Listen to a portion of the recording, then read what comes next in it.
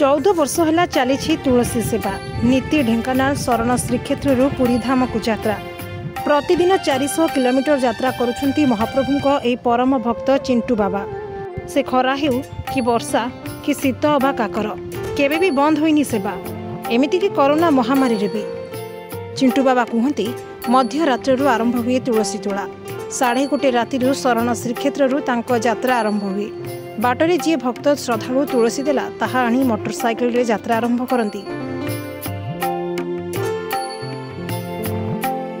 और सकाल 8टा सुधा पुरी रे पहुंचती। पश्चिम द्वार रे तांको गाड़ी लागिबा परे सेवायत तुलसी और फूल आनी मंदिर आसती और से दूररू थाई महाप्रभु को मुंडिया मारी चली आसती बाबा। तांको कहिबा कथा वर्षकु थरे रथयात्रा रे कालिया को दर्शन करती। Bureau report DNK live.